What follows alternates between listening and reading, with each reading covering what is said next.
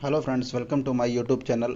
हमारे सर मैं आशुतोष कुमार प्रेजेंट कर रहा हूँ आप सभी के सामने आज बहुत ही इंटरेस्टिंग टॉपिक, जिसके बारे में सभी को जानकारी होती है और पूरी जानकारी नहीं होती। तो आज पूरी जानकारी के साथ हम लोग इम्पोर्टेंट टॉपिक पढ़ेंगे, जिसको शादी या विवाह के नाम से जाना जाता है। जी हाँ, जैसा कि आप लोगों ने थंबनेल में पढ़ा कि विवाह क्या होता है और विवाह कितने प्रकार का होता है।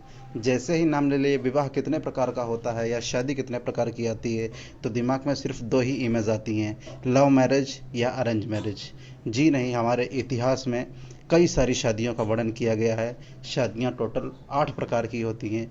सभी का एक एक करके हम लोग डिटेल से पढ़ेंगे। तो सबसे पहले जानते हैं हम लोग विवाह क्या होता है।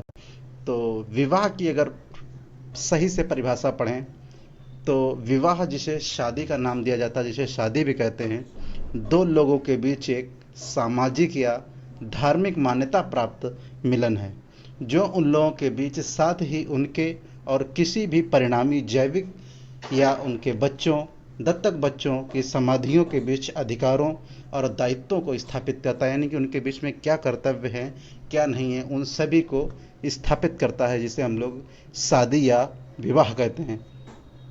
तो आइए हम लोग जानते हैं कि शादी कितने प्रकार की होती है। ये हमारे इतिहास में एक बहुत ही इम्पोर्टेंट धार्मिक पुस्तक है, मनु स्मृति। तो उसके अनुसार मैं बताता हूँ कि विवाह जो हमारे होते हैं 8 प्रकार के होते हैं। यानी कि टोटल विवाह हमारे 8 प्रकार के होते हैं। सबसे पहले हम बात करते हैं ब्रह्म विवाह। यानी कि जो ब्रह्म विवाह होगा, इसमें दहेज सहित उस श्रेणी के पुरुष के साथ, यानी कि जिस कास्ट का वो व्यक्ति है उसी कास्ट के व्यक्ति के साथ शादी और दहेज के साथ।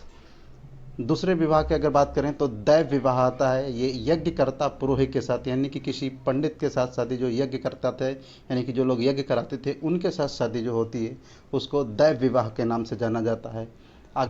यानी कि कन्या के पिता को वर पक्ष को एक जोड़ी गाय और बैल देना होता था। यानी कि इतिहास के अनुसार बात करें, यानी कि जो भी पिता थे उनको दहेज के रूप में अपनी जो वर पक्ष है लड़के को एक जोड़ी गाय और बैल देना होता था, जिसको आर्ष विवाह के नाम से जाना जाता है। प्रजापात्य विवाह क्या होता है?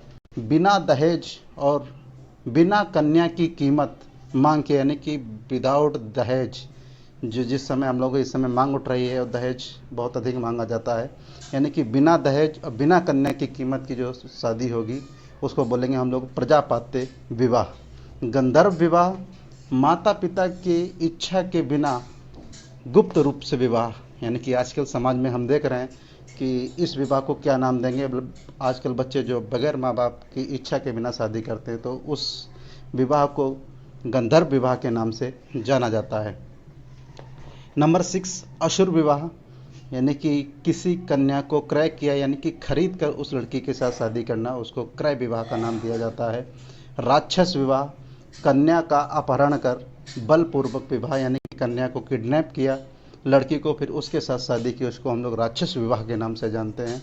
पैशाच विवाह, कन्या को भगाकर विवाह करना जब वह चेतना में ना हो। चेतना का मतलब यानी कि वो कोई सोई हुई अवस्था में हो या उसको कोई नशा दे दिया, मानसिक विक्षिप्त हो, यानी कि वो अपनी मेंटलिटी से सही ना हो, कहीं ना कहीं वो बेहोश की कारण में हो और उसके साथ विवाह कर लिया जाए, इसको पैशाच विवाह का नाम दिया जाता है। तो आगे भी जानेंगे विवाह के और भी 2 प्रकार होते हैं, जिनको अनुलोम विवाह या प्रतिलोम विवाह कहा जाता है। यानी कि अनुलोम विवाह की बात करें, ये उच्च वर्ग यानी कि जो ऊंची जाति के लोग होते हैं वो अपने से निचले वर्ग यानी कि निचली जाति की कन्या के साथ शादी करते हैं, जिसे अनुलोम विवाह का नाम दिया जाता है इतिहास में। प्रतिलोम विवाह यानी कि उच्च वर्ग की कन्या और निचले वर्ग के लड़के के साथ जब शादी करती है, उसे प्रतिलोम विवाह के नाम से जाना जाता है। और भी देखेंगे स्मृति में, जो शुरुआत वाले हमारे हैं ब्रह्म विवाह, दैव विवाह, आर्य विवाह, प्रजापात्य विवाह, ये 4 विवाह ब्राह्मणों के लिए मान्य थे इतिहास में। असुर विवाह केवल वैश्य एवं शूद्र में, जबकि गंधर्व विवाह क्षत्रियों में हुआ करता था। ऐतरेय ब्राह्मण के अनुसार, यानी कि ऐतरेय ब्राह्मण एक पुस्तक है, उसके अनुसार पुत्र ही समस्त दुखों का स्रोत होता है, किंतु पुत्र परिवार का रक्षक होता है। मनु स्मृति में जैसा कि हमने शुरुआत में बताया 8 प्रकार के विवाह का उल्लेख किया गया है, जिसमें शुरुआत के जो 4 विवाह हैं यानी कि ब्रह्म विवाह, दैव विवाह, आर्य विवाह, प्रजापति विवाह, ये प्रशंसनीय है, यानी कि इनकी प्रशंसा की जाती है। जैसे हम बताए प्रजापति विवाह बिना दहेज, बिना किसी कन्या की कीमत मांगे शादी की जाती है, तो ये सभी प्रशंसनीय हैं। और लास्ट के 4 हैं, जैसे मैंने बोला गंधर्व विवाह, असुर विवाह, राक्षस विवाह, पैशाच विवाह, यानी कि किसी न किसी रूप से शादी करना, तो ये तुम्हारे के निंदनीय है, यानी कि निंदा के योग्य हो। अगर आज का हमारा टॉपिक आपको समझ में आया हो, अच्छा लगा हो,